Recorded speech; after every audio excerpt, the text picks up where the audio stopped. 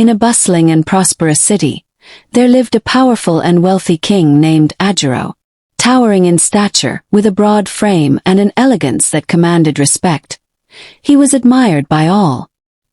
His strikingly handsome features made him the desire of every beautiful woman in the city and beyond. But King Ajiro's heart was already spoken for.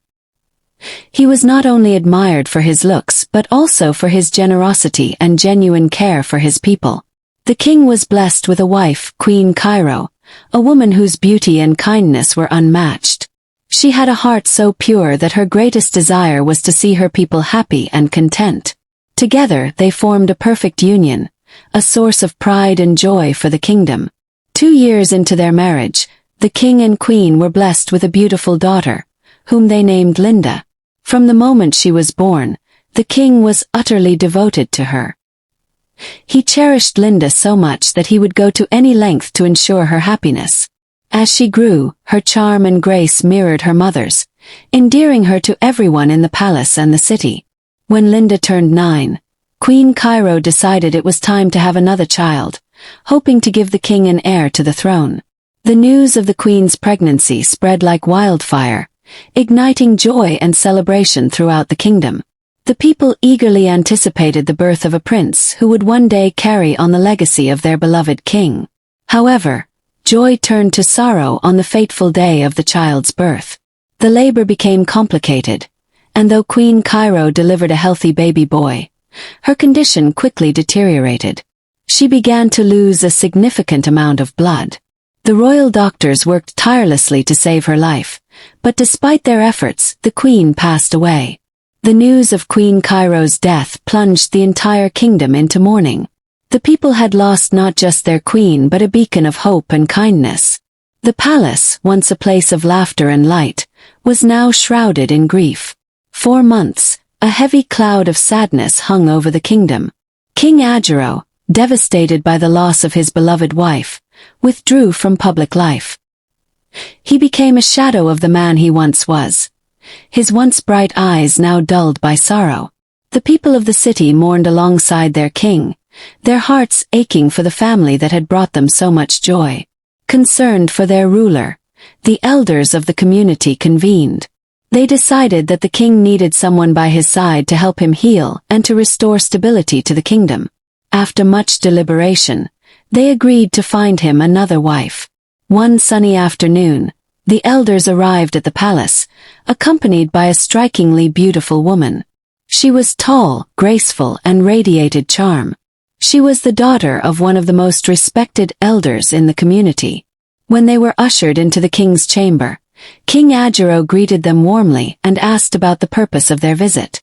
The elders explained their intentions, presenting the young woman as a potential queen.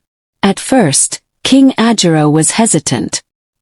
His heart still ached for Cairo, and he wasn't sure if he was ready to move on. But as he looked at the woman, he couldn't deny her beauty and poise. Slowly, the idea of finding companionship again began to take root in his heart. To the joy of the elders and the community, the king agreed to marry her. A grand ceremony was organized, and dignitaries from neighboring kingdoms gathered to witness the union. The palace, once silent and somber, came alive with celebration. The people cheered as their king smiled again, their hope for a brighter future renewed. In the months that followed, the kingdom began to heal. The new queen brought a fresh energy to the palace, and though she could never replace Cairo, she worked hard to win the hearts of the people. Slowly but surely, life in the kingdom began to return to normal. The kingdom had gradually started to recover from the loss of Queen Cairo, but her son, Prince Tund, had grown into a confident and bright child by the age of 2. His charm and strength were evident, and he bore a striking resemblance to his late mother, which further endeared him to the people. As the firstborn son of the king, he was celebrated as the rightful heir to the throne. Songs were sung about him in the streets, and the elders frequently praised his promising future. However, Queen Amara, the new wife of King Ajiro, did not share the kingdom's admiration for the young prince. While she pretended to care for him in public, her heart simmered with jealousy. The attention and adoration Prince Tund received made her uneasy, especially as she had not yet borne a child of her own. Her insecurities grew with each passing day, and she began to see the young prince as an obstacle to her ambitions. A year later, Amara gave birth to her own son. Overjoyed, she threw an extravagant celebration, inviting dignitaries from neighboring kingdoms. She finally had what she believed to be her key to solidifying her influence in the palace. From that moment, she began preparing her son as the rightful heir, despite knowing that Prince Tund was the legitimate successor. As the years passed, Queen Amara's jealousy festered into cruelty. By the time Prince Tund was 5, her disdain for him was no longer hidden.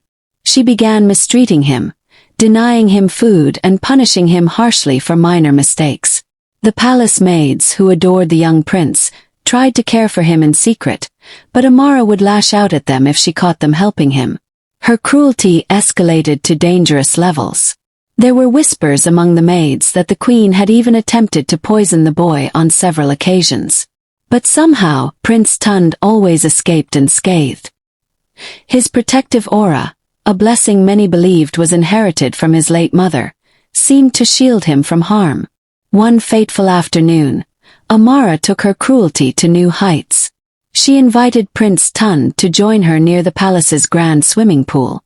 With no one around to witness her actions, she scolded him harshly, accusing him of being ungrateful and undeserving of the throne. As the boy stood silently, confused and hurt, Amara suddenly pushed him into the deep pool. Tund, who could not swim, flailed helplessly in the water, his small hands splashing as he struggled to keep his head above the surface. Instead of helping him, Amara stood at the edge of the pool, shouting at him with cold detachment.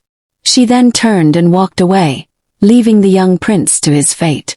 From a window on the upper floor of the palace, one of the maids saw what had happened. Panic-stricken, she rushed to the palace guards and screamed for help. Together they ran to the pool and pulled the boy out just in time. Though he was coughing and frightened, Prince Tund was alive. The maids, who had long suspected Queen Amara of wickedness, realized they could no longer stay silent. They decided to conspire against her and expose her cruelty to the king and the elders. One evening, one of the maids followed the queen in secret as she left the palace. To her astonishment, the maid discovered that Amara was visiting a secluded witch doctor hidden deep in the forest. From a safe distance, she watched as the queen entered the hut and spent hours inside. When the maid returned to the palace, she gathered her fellow maids and the palace gatekeeper to share what she had seen. Together, they decided to inform the elders of the queen's suspicious activities. The following evening, the elders secretly positioned themselves near the witch doctor's hut, waiting for Amara to arrive. When she appeared, dressed in a hooded cloak and carrying a small bundle, they watched as she entered the hut. After some time, the elders, accompanied by a group of young men from the community, stormed the hut and caught Amara and the witch doctor in the middle of a ritual. The witch doctor, trembling with fear, confessed that Amara had been visiting him for years to perform dark magic. She had used spells to manipulate the king's mind, ensuring he never questioned her actions. She had also sought ways to eliminate Prince Tund, whom she saw as a threat to her son's ascension to the throne. The elders immediately tied up the witch doctor and Amara, dragging them back to the palace to face judgment. At the palace, King Ajiro was sitting in his chamber when a strange sensation washed over him. It was as though a heavy fog that had clouded his mind for years suddenly lifted. He felt a deep unease and rushed to check on his son. When he found Prince Tund, the boy was unkempt, hungry, and visibly shaken. Overcome with guilt, the king fell to his knees and wept, asking, "Who did this to you, my son?" Before Tund could answer, the elders entered the chamber with Amara and the witch doctor in tow. The queen, her face pale with fear, refused to meet the king's gaze. The elders began to recount everything they had discovered: the queen's cruelty toward Prince Tund, her secret visits to the witch doctor, and her attempts to harm the boy. As the truth unraveled, the king's sorrow turned to rage. "How could you betray me and harm my family?" he thundered at Amara. She tried to plead her case, but the evidence against her was overwhelming. In his fury, the king ordered that Amara be banished from the kingdom immediately. The witch doctor, too, was sentenced to exile, never to return. With Amara gone, the palace began to heal. King Ajero dedicated himself to rebuilding his relationship with Prince Tund, ensuring that the boy received the love and care he deserved. The elders resumed their role as the king's trusted advisors, and the people of the kingdom rejoiced at the restoration of peace and order.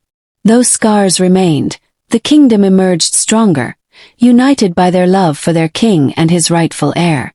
And in the hearts of all who lived there, a newfound hope blossomed, a hope that the future, led by Prince Tund, would be brighter than ever.